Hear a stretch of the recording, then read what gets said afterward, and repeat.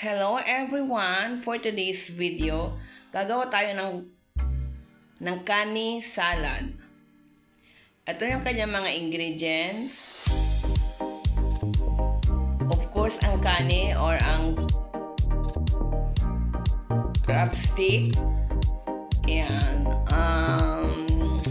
Pipino or cucumber. Mas maganda ko yung makuha nyo guys, yung fresh na fresh. Para malutong siya at medyo manamis-namis.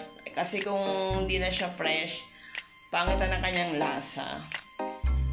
Yan, gagawin lang sa kanya is hugasan ng mabuti, tanggalin yung buto and i-cut into strips like that.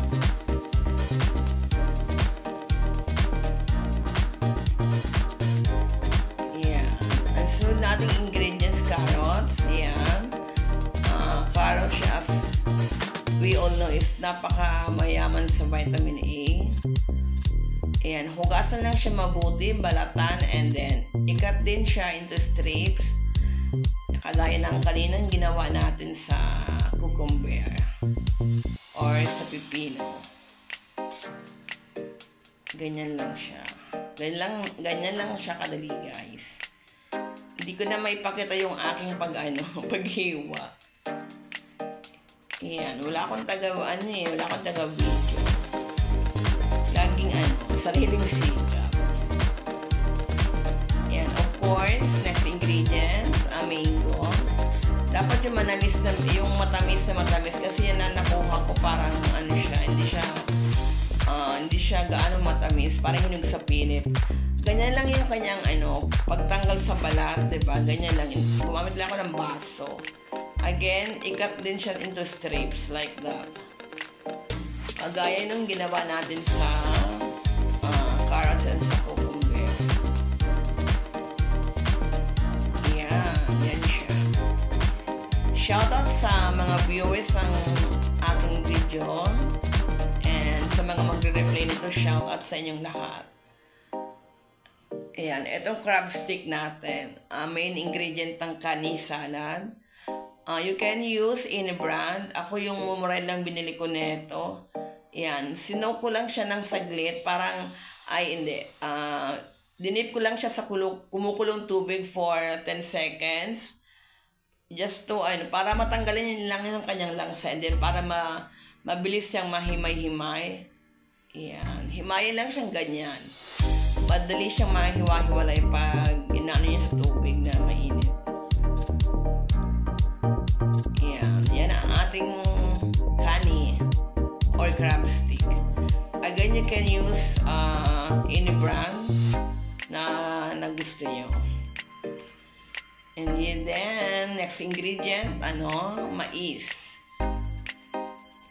Ayan. Binili ko yung salata na, yung dilata na. Yan ang kagandahan sa ngayon kasi meron ng mga mais sa lata, diba? May pineapple sa lata. Ayan. Yan ang ating mga ingredients. Yung mais, yung cucumber, yung crab stick, yung mango, and yung carrots. Ayan. Napakabilis lang niya gawin, diba guys? I-try nyo rin to sa bahay nyo. Ayan, napakasarap nito. Medyo pantanggal umay. Ayan. Ang gagawin lang sa kanya is yun. Pag halu-haluin lang siya, lalagyan na siya ng mayonnaise. Yung mayonnaise din, you can use whatever brand you prefer, diba? Ito kasi, actually dito ang gusto kong brand kaso hindi siya available. So, ito na lang ginamit ko. Ayan, ready na siya.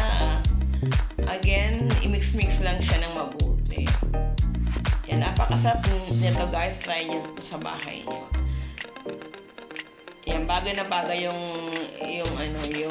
cucumber, yung mango, and then yung carrots and corn.